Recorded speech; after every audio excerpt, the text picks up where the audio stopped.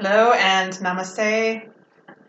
Today I want to go over 3 asanas or positions that you can do if you're having any lower back pain, specifically for lower back, lumbar region.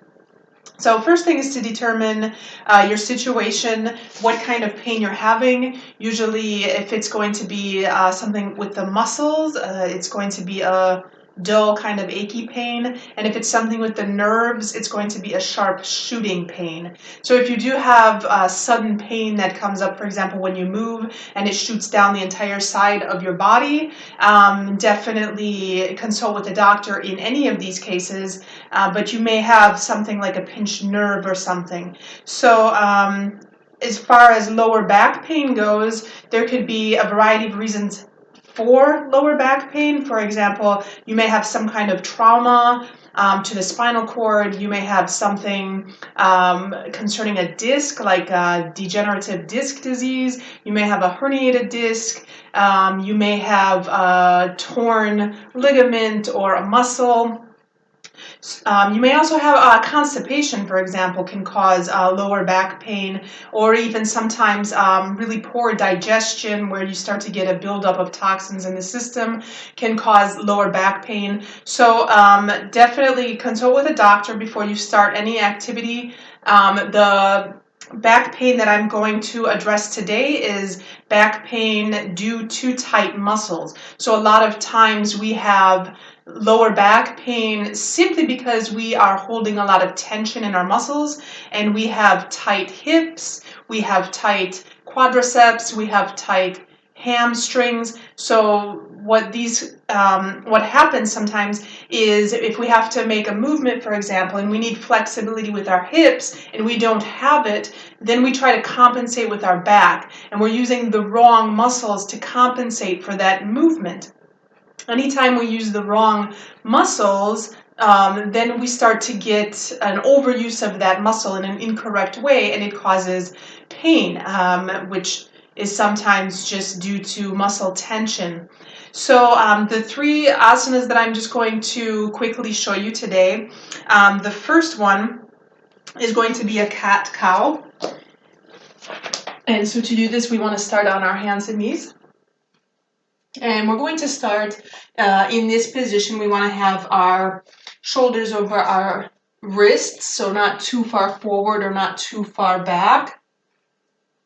And we want the knees spread out just a little bit. And what we're going to do, essentially, we're going to inhale. As we inhale, we're going to open up the chest, heart center forward, and we're going to curve in the spine. So you can see I'm curving my spine a little bit. It's going to give me some relief on my lower back. And as I exhale, I'm going to push it up as if I'm hugging a ball. I'm going to suck in my abdomen and exhale back to the ceiling, tightening the abdominal muscles, opening up the back. And then on an inhale, I'm going to come back up, heart center open, inhaling it in, and then exhale, widening the back again, hugging that ball, pushing away from the earth. And one last time, inhale as I open up one more time, and exhale.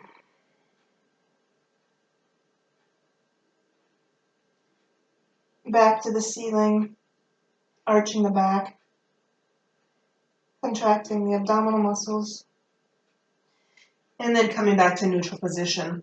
So that is our cat-cow position.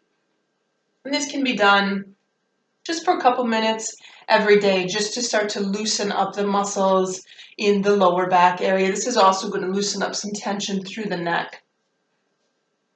Our next one is going to open up the hips. So we want to come down to a position on our back. And if this is uncomfortable for the head, you can go ahead and prop your head up with a small cushion. And we essentially want to take the right leg, and we're going to go ahead and place the right leg onto the left knee. It's going to just be resting a little bit slightly under the kneecap.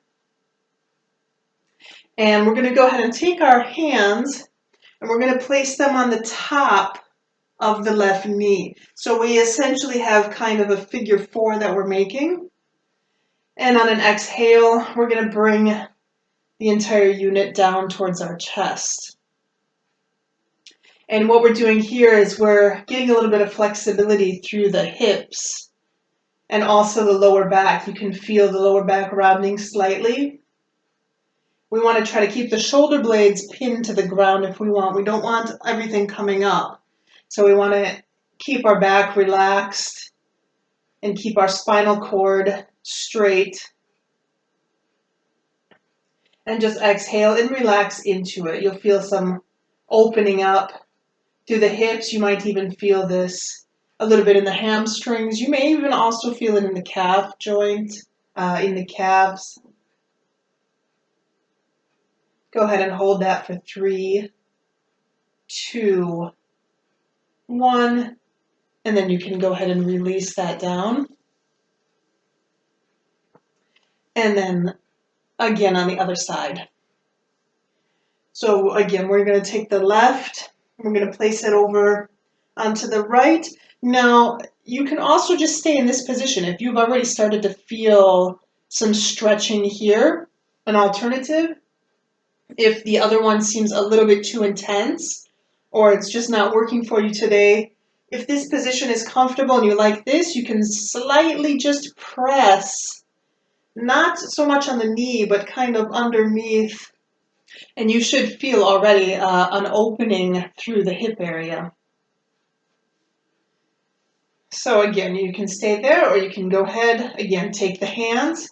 We want basically the left arm is going to come under this left leg. And then our right hand is going to come onto the other side. And now we're grabbing under our right knee, opening up that left side. And again, we'll stay here for 3, 2, and 1. Go ahead and release down. And both legs on the ground, just side to side. And this last one is just going to be a nice spinal twist. So we're going to extend left leg. We're going to bring our right knee up to our chest. If you like this position, you can stay right here. This is a great way just to get some flexibility in our hamstring. Or you can go ahead and join me on the third exercise, which is going to be the spinal twist. So essentially just bringing your right leg over towards the left, and you should feel a nice opening through the lower back. You might feel some slight stretching through the buttocks, through the hamstrings, and you want to, if possible, keep both shoulders on the ground and just slightly look towards your right. So you'll notice a difference even turning your head. Like for me, I'm looking at the camera right now. My position is not as intense. If I turn my head towards the opposite direction, I'll get a slightly deeper stretch through my lower back. And you can go ahead and stay here for 3, 2, and 1. And go ahead, bring it back up. Bring your knee back to your chest and release down, and we'll take that on the other side. So again, I'm going to take the left, hug it up to the chest, and then whenever you're ready, go ahead and take a twist over to the other side.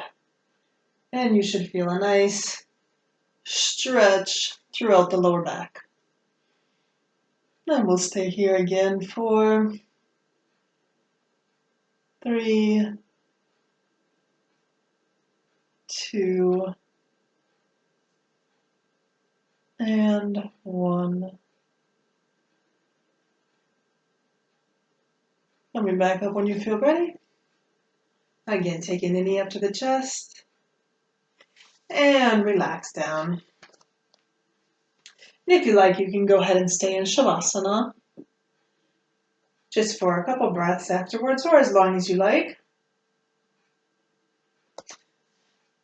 So, let me know if you have any questions or comments on any of those positions. Let me know which one you liked best. I would love to hear from you. Make sure that you like this video and don't forget to subscribe to my channel. Namaste.